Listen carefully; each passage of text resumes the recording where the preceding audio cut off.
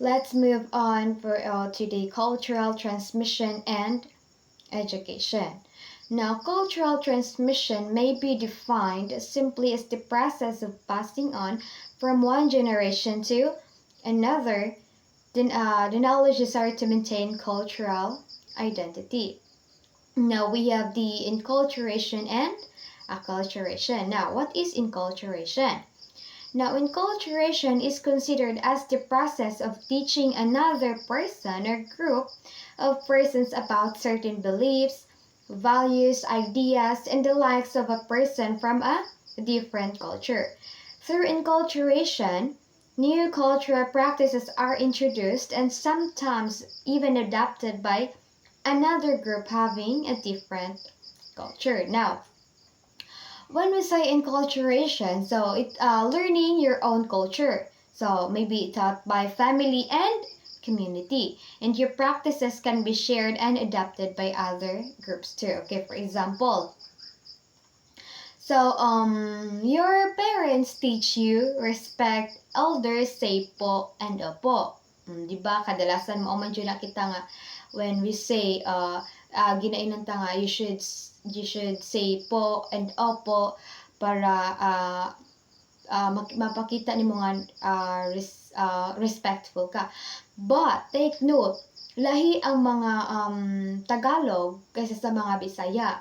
Oh, it's just another ano na po siya. Pero I just want to share no that the Tagalog, di ba lahi no, it's not lahi. Ang Tagalog, sila man ito madalas na magamit og po, ano po, di ba? Like, for example, mas sila, pabili po, di ba?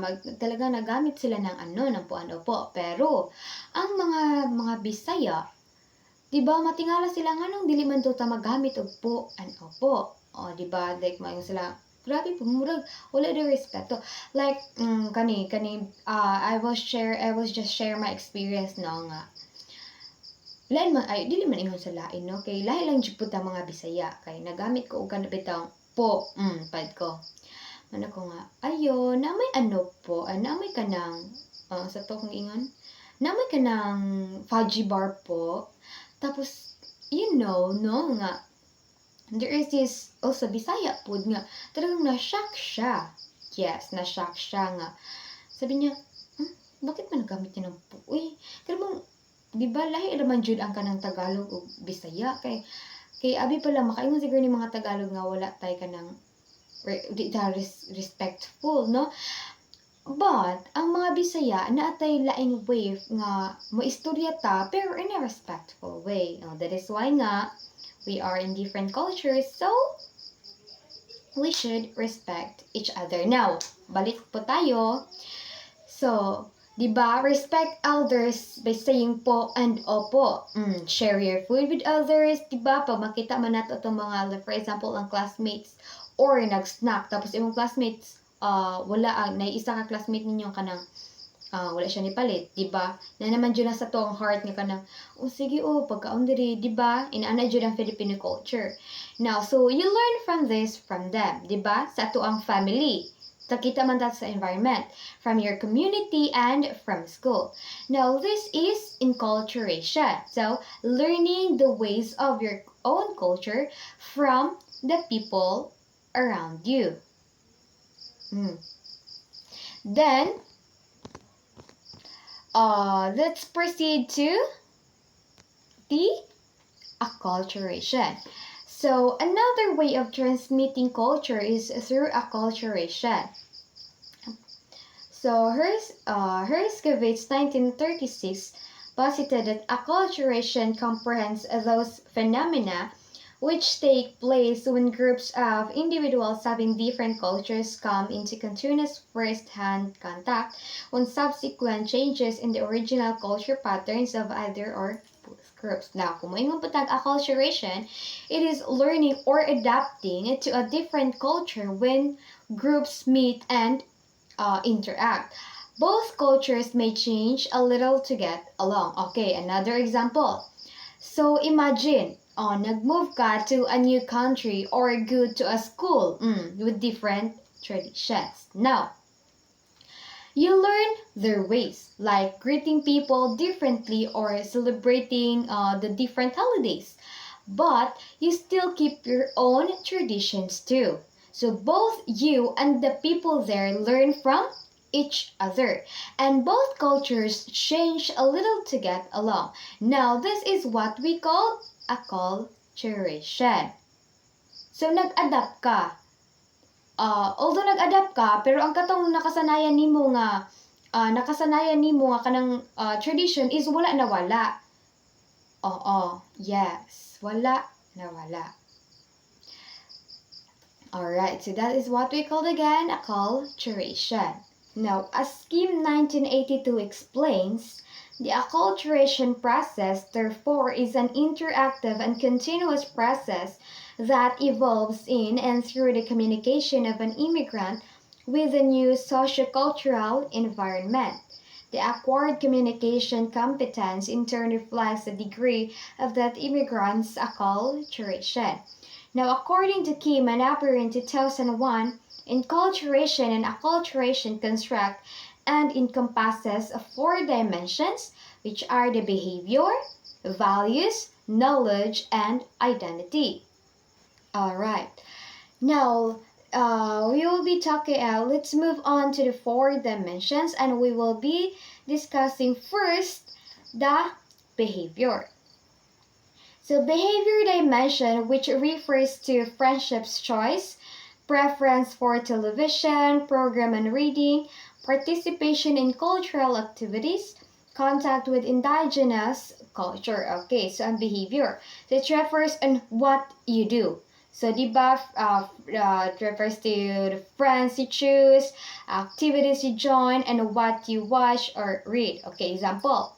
So you make friends with people who share your values, like watching local shows or reading books about our culture, or you join school activities like Buwana Wika, diba, or cultural dances. So that is behavior. Okay, let's proceed to the values. Second one. So value dimension refers to attitudes and beliefs about social relations. Cultural customs and cultural traditions, in addition to gender roles and attitudes and ideas about health and illness. Now, so the values naman, it is what you believe. Ideas about, what do we call this one? Relationships, traditions, gender roles, health, and what is right or what is wrong. Now, again, example. So you believe family is important.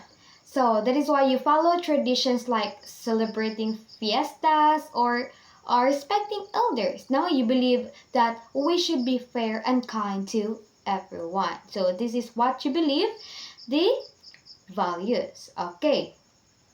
Now, the knowledge.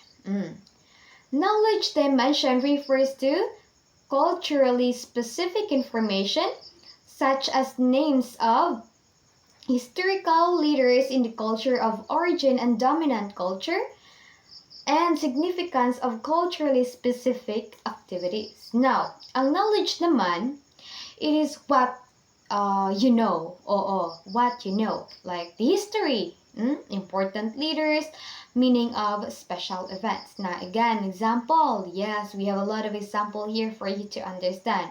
Now, you know about our national heroes, diba? Like Jose Rizal.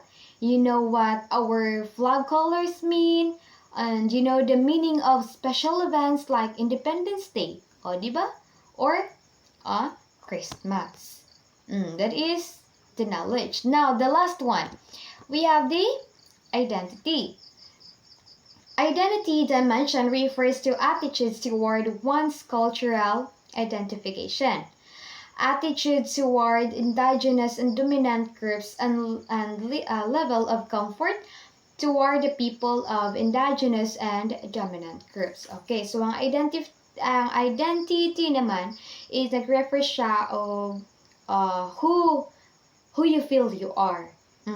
like how you see yourself, yes, and how comfortable you are with different groups of people. Okay, again, example. Now you say that you will say, I am a Filipino with pride. Diba, you feel comfortable being with people from your culture. O diba, naman dyan ana, basta ganig, like sa kana bitaw makita bitaw nato sa other country, buta nato sa Thailand, oo, sa Thailand, di ba, na mga vlogger diha nga, mag ano lang gali sila, makita lang gid lang na na sila mga kalahi. Ari ka namang mga mga ka-Filipino pud ba? Filipinos, di ba, pag mga sila, hoy, manig, hala, oh my gosh, Filipino ka din pala, o di ba, like, comfortable imbis ka na bitaw, actually nagka-social, eh, kaya na bitang, maano na kaya sila sa environment, but then, nakita nila ang kinang fellow Filipinos, bitaw nila, murag, ang ila bitang pagka-comfortable is na, nabalik ba? O, ana. Now, and also, you respect and feel comfortable with people from other cultures too, of course. Yeah, dili lang man pud nga kada bitaw ma-comfortable lang pud ta kay abi Filipino, di ta ganahan ang mga other nga gapuy ang mga other kultura. Uy, nana ba? Now also, we also respect them, and also we are di pud ingon sa pag-adjust, no? And also we don't need to judge because that is who they are. So, that are the 4 dimensions. Right, for a summary, no? Education keeps culture alive by passing beliefs and knowledge from one generation to the next. But when schools change your lessons, teaching methods, or how they work, culture also changes, shaping how students think, believe, and act. So every school has its own rules and values. It must treat all learners fairly, meet their different needs, and follow clear standards so everyone knows what behavior and results are expected. And like animals, humans learn culture by understanding why people act the way they do, not just copying what they see. And this ability to understand others' thought and choices makes cultural learning possible. Now, I guess that would be the end of my report, and I really hope that you learned something from it. And thank you.